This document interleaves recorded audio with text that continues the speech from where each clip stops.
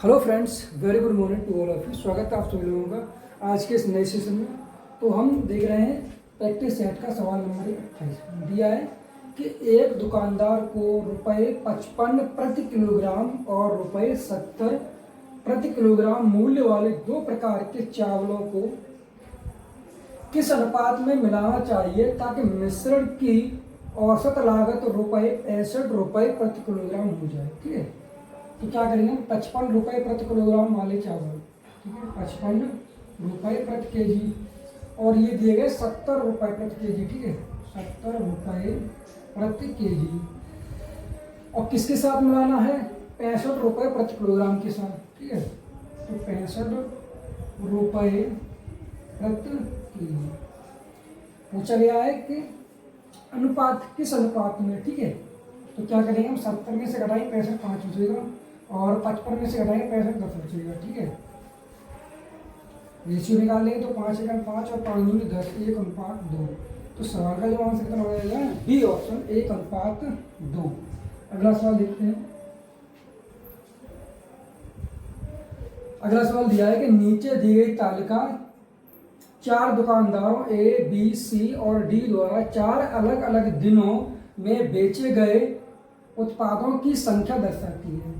यदि सभी 4 दिनों को मिलाकर ए और बी द्वारा बेचे गए कुल उत्पाद क्रम से 3000 और 3500 हैं, तो मंगलवार को बी द्वारा बेचे गए उत्पाद गुरुवार को ए द्वारा बेचे गए उत्पादों से कितने अधिक या कम है। ठीक है, तो यहाँ दिया गया है ए और बी द्वारा बेचे गए कुल उत्पाद, ए और बी द्वारा बेचे गए, ठीक है, कुल उत्पाद ए द्वारा कितने 3000 और बी द्वारा कितने 3500। तो हमने लिख लेंगे ये कितना है 3000 है और ये कितना है 3500 है। ठीक है, अब मंगलवार को बी द्वारा बेचे गए, मंगलवार को बी द्वारा, ठीक है, तो मंगलवार कौन सा? ये है मंगलवार को बी द्वारा, ये है, ठीक, और गुरुवार को ए द्वारा, गुरुवार को ए द्वारा बेचे गए उत्पादों से कितने अधिक या कम है। ठीक है, तो यहाँ देखिए कितना दिया है 1000 और ये कितना 500 1500 8 कितने 2300 और 3000 में 2300 घटाएंगे कितना बचेगा? यहाँ 700। ठीक है, यहाँ कितना है 1200 और ये कितना हो 1000 कितना हो 2200 800 जोड़ेंगे 2000 और ये कितना है कितना होगा 3000 और 3500 घटाएंगे तो ये कितना बढ़ जाएगा 500। ठीक है, अब ये देखा सवाल में पूछा गया है कि बी द्वारा बेचे गए उत्पाद गुरुवार को ए द्वारा बेचे गए उत्पाद से कितना अधिक या कम है। तो यहाँ ए द्वारा बेचे गए 700 है, बी द्वारा बेचे कितना है 500, कितना कम है? तो यहाँ 200 कम है। ठीक है, तो सवाल का जवाब कितना हो जाएगा? बी ऑप्शन कितना है 200 कम। अगला सवाल देखते हैं कि दी गई तालिका का अध्ययन कीजिए और नीचे दिए गए प्रश्न का उत्तर दीजिए। तालिका 4 अलग अलग महीनों में 4 अलग अलग बेकरियों द्वारा बेचे गए केक की संख्या दर्शाती है। ठीक है, तो यहाँ क्या दिया गया है? बेकरी महीना जो PQRS और यहाँ महीना दिया गया अगस्त सितंबर अक्टूबर नवंबर में। ठीक है, अब सवाल पूछा जा रहा है कि सितंबर में बेकरी QS, ठीक है, किसकी बात की? सितंबर में बेकरी QS, सितंबर में बेकरी Q, ठीक है, और बेकरी S, ठीक, इसकी बात की गई है, और QS द्वारा एक साथ मिलाकर बेचे गए केक, एक साथ मिलाकर, ठीक है, सितंबर की बात की गई है। ठीक है, और किसकी बात की गई है? Q + S द्वारा मिलाकर बेचे गए 189 और कितना है प्लस 154। ठीक है, और दिया गया यहाँ पर कि कुल संख्या और नवंबर में बेकरी PR, नवंबर में बेकरी P, ठीक है, 168 और बेकरी R 168, ठीक है, मिलाकर बेचे गए केक की कुल संख्या के बीच कितना अंतर है। ठीक है, तो यह अंतर पूछा गया है, तो नवंबर, ठीक, नवंबर में किसकी बात की गई है? P और R की, P + R, यहाँ कितना दिया गया है 168 प्लस और 168, इनको ऐड करेंगे ना 8 2 16 6 हासिल 1 और 16 2 32 33। ठीक है, 9 × 13 के 3 हासिल 1। ठीक है, कितना हुआ 8 और 5 13 और 1 14 के 4 हासिल 1, ठीक, ये 300। और डिफरेंट पूछा गया कितना अंतर है, अगर 13 में से 6 घटा कितना तो 7, तो कितना अंतर हो गया 7। ऑप्शन कौन सा है, ए ऑप्शन, ठीक है। अगला सवाल देखते हैं। अगला सवाल दिया है यदि cot थीटा बराबर 4/3 कॉमा 0 कैसा है, बड़ा है थीटा, ठीक है, वही कितना π/2, थीटा से बड़ा π/2 है, और 5p cos square theta into sine theta बराबर cot स्क्वायर थीटा, तो p का मान क्या होगा, ठीक है। यहाँ दिया गया cot थीटा बराबर कितना है 4/3, ठीक। ये क्या है परपेंडिकुलर p, ये क्या बेस आधार b, ये क्या हाइपोटेन्यूस h, ठीक है। तो यहाँ पर दिया गया है बेस कितना दिया गया है 4, ठीक, और परपेंडिकुलर कितना है 3 है, ठीक है। तो हाइपोटेन्यूस कितना हो जाएगा, 3 का स्क्वायर कितना होगा 9 और 4 का स्क्वायर 16, अगर इसका ऐड करके निकाले कितना 25, तो ये कितना हाइपोटेन्यूस 5, ठीक है। अब यहाँ पूछा गया है 5p into cos square theta, cos square theta क्या होगा आधार, यानी कि बेस कितना है 4 और हाइपोटेन्यूस कितना 5 है, ठीक, इंटू और इसका वर्ग है तो वर्ग कर ले, ठीक है। यहाँ कितना है साइन थीटा, तो साइन थीटा क्या होता है परपेंडिकुलर 3 इंटू हाइपोटेन्यूस 5, ठीक है, और बराबर कितना दिया गया है cot square theta, cot square कितना 4/3 का होल स्क्वायर, ठीक है। इसे सॉल्व कर लेंगे तो कितना होगा 5p इंटू 4 गुणा 4 अपॉन 5 गुणे 5 गुणे 3/5, ठीक है, बराबर 4 गुणे 4 अपॉन 3 गुणे 3, ठीक है। 4 से 4 कट जाएंगे ये, ठीक है, 1 5 से ये 5 कट जाएगा, तो p बराबर क्या निकलेगा, p बराबर 25 इधर 3 का 9 9 दिया 27, ठीक है, तो 27, तो आंसर कितना होगा 25/27, ठीक है, यानी कि डी ऑप्शन।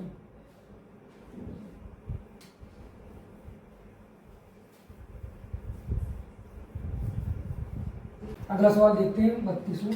एक ग्रामीण चुनाव में शाहरुख को कुल वैध मतों के 80% मत प्राप्त हुए, 10% मत अमान्य थे, यदि मतों की कुल संख्या 4500 थी, तो दूसरे उम्मीदवार को प्राप्त वैध मतों की संख्या ज्ञात कीजिए, ठीक है। तो यहाँ कुल मतों से कितनी दी गई 4500, ठीक है।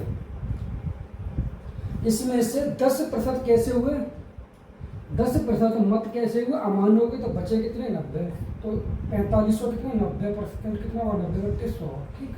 और ये कहा जा रहा है कि 80% शाहरुख को प्राप्त हुए हैं, तो दूसरे उम्मीदवार को प्राप्त वैध मतों की संख्या, वैध मतों की संख्या पूछी गई है, तो 100% टोटल थे, ठीक है।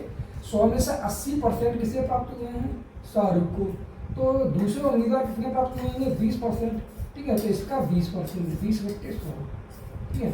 सॉल्व कर लेंगे तो 2 0 से कट जाएंगे, ये 1 0, ठीक है, 2 0 से 2 0 कट जाएंगे, कितना हुआ 45 दूनी 90 हुए, 90 गुणा 9, ठीक है, 9 में 81 810, दूसरे उम्मीदवार कितने प्राप्त हुए 810, ए ऑप्शन, ठीक है।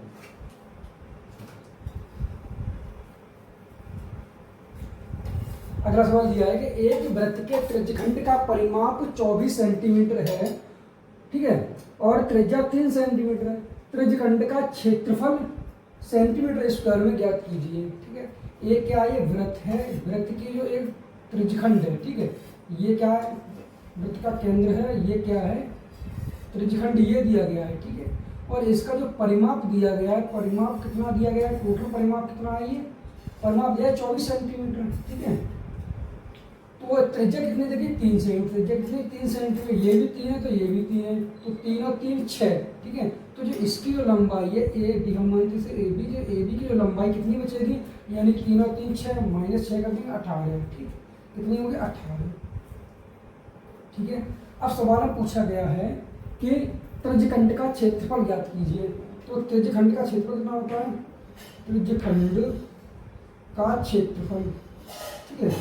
इसका क्षेत्रफल कितना होता है 1/2 गुणा L इंटू आर। एल क्या है चाप की माप, ठीक है। आर क्या त्रिज्या है, तो यहाँ पे 1/2 गुणा एल की वैल्यू कितनी दी गई है 18 और आर की वैल्यू कितनी दी गई 3, ठीक है त्रिज्या।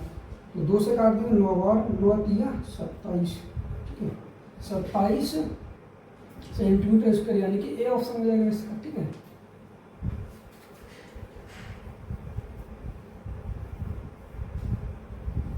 अगला सवाल है 3/2, 81/16 और 9/8 का लघुत्तम समापवर्त ज्ञात करें, ठीक है।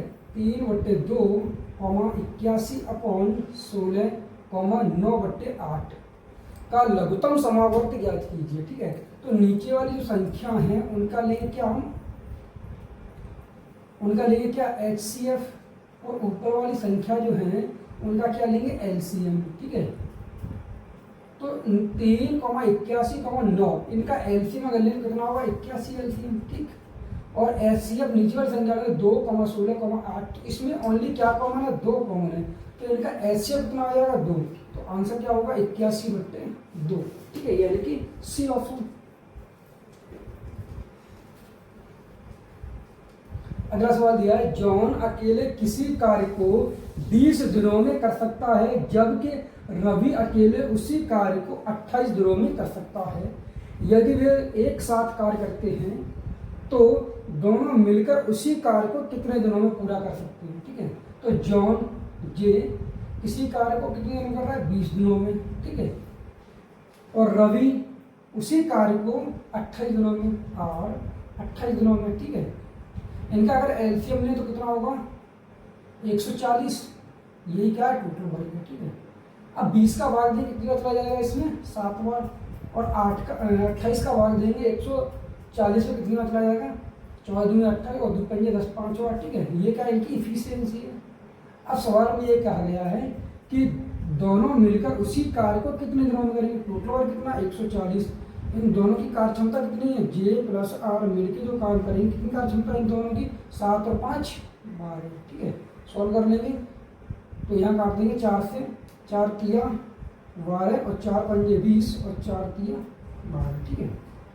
3 से काटेंगे 3 एकम 3, 3 एकम 3, 2 चाहिए 11 सही 2/3 दिन में, ठीक है। तो सवाल का आंसर क्या हो जाएगा 11 सही 2/3, यानी कि बी ऑप्शन।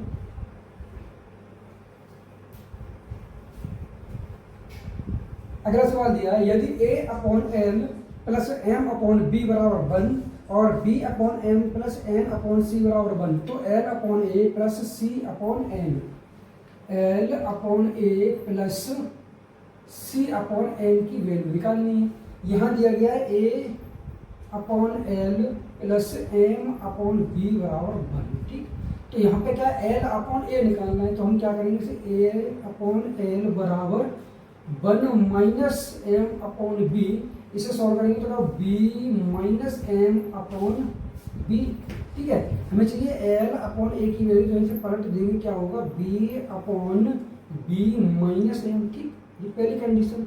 अब दूसरी कंडीशन में सॉल्व करेंगे तो क्या दिया है B/M माइनस N/C बराबर 1, यहाँ क्या है C/N चाहिए, तो क्या करेंगे हमसे B/M को इधर भेज देंगे क्या होगा N/, ठीक है।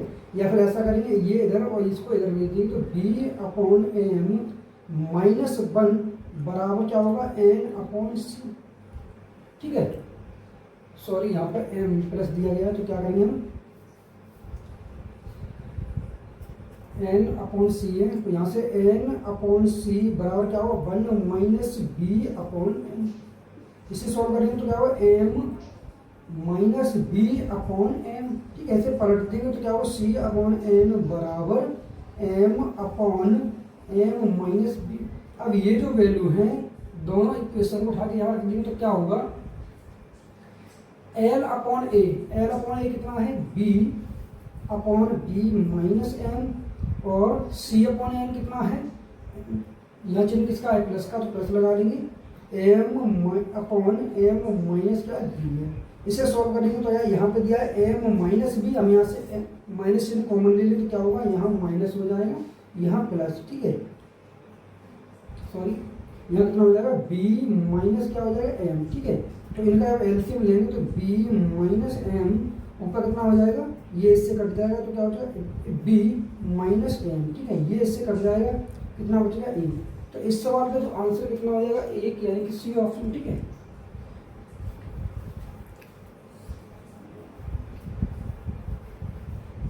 अगला सवाल दिया है कि एक बैंक से 1,00,000 रुपए की राशि 7% वार्षिक चक्रवृद्धि ब्याज की दर से 5 वर्ष के लिए उधार ली गई, जहां ब्याज की गणना वार्षिक चक्रवृद्धि ब्याज आधार पर की जाती है।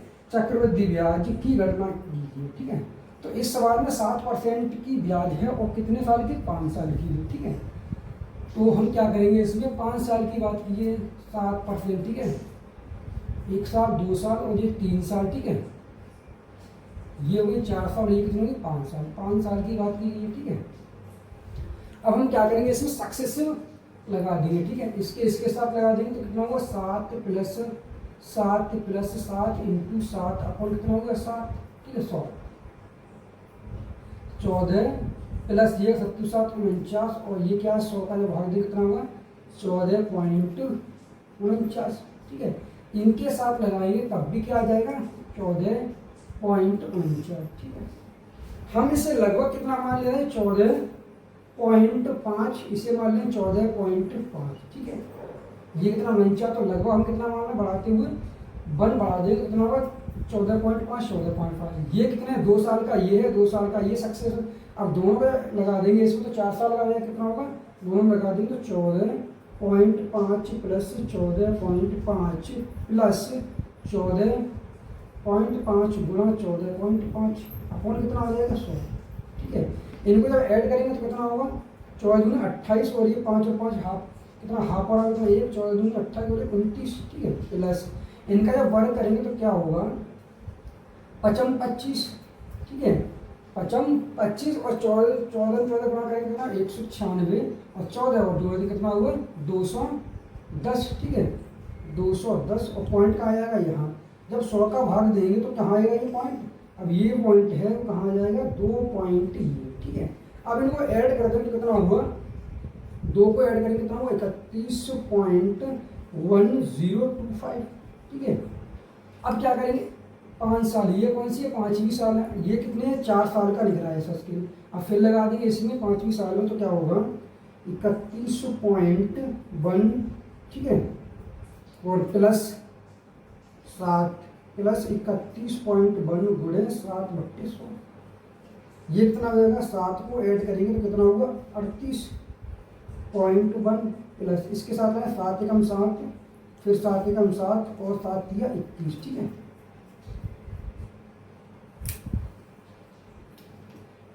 सॉरी 7 एकम 7 और फिर 7 एकम 7 दिया 21। अब ये पॉइंट कहाँ आ जाएगा, ये एक अंक के बाद × 100। अब जब 100 का भाग लगाएंगे इसमें तो कितना होगा 38.1, तो 100 का भाग लगाएंगे ये पॉइंट कहाँ जाएगा 2 पॉइंट, ठीक है, 2 पॉइंट यानी कि प्लस 2.177। इनको ऐड करेंगे कितना होगा 40, इसको ऐड करेंगे तो कितना होगा 2 और 7, ठीक है। अगर आंसर की तरफ देखें तो कितना जाएगा लगभग में, ये तो होगा नहीं, ये कितना 20 ये भी नहीं होगा, ये कितना 40 567 ये भी नहीं होगा, थोड़ा सा अधिक है क्योंकि हमने क्या किया है ये 0.1 ऐड किया है, इसलिए थोड़ा सा जाएगा। तो आंसर कौन सा हो जाएगा लगभग में 40 इसका, और 1 लाख का इतना परसेंट, ये किसी में निकला है परसेंट में, 1 लाख का जो इतना परसेंट निकालेगी तो लगभग कितना हो जाएगा ये, ठीक है। ऑप्शन कौन सा हो जाएगा डी ऑप्शन।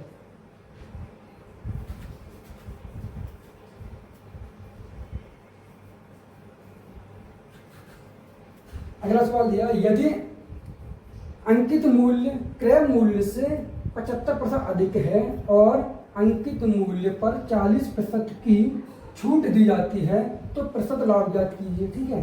तो यहाँ पे क्या है क्रय मूल्य, ठीक है, अंकित मूल्य क्या है क्रय मूल्य से कितना ज़्यादा 75% ज़्यादा है, ठीक है। ये क्या है सीपी, ये क्या एमआरपी और ये क्या एसपी सेलिंग प्राइस, ये कॉस्ट प्राइस, ये क्या है अंकित मूल्य, ठीक है। अब सवाल में कहा गया है कि क्रय मूल्य से 75% अधिक है, क्या है अंकित मूल्य। हम मान रहे हैं कि कॉस्ट प्राइस कितना है 100, तो MRP कितना रहा होगा, 75% ज़्यादा, तो 175। अब ये कहा जा रहा है कि अंकित मूल्य पर 40% की छूट दी जा रही है। मतलब क्या, 175 पर कितनी परसेंट छूट, 40% की छूट। कितना होगा, 60/100।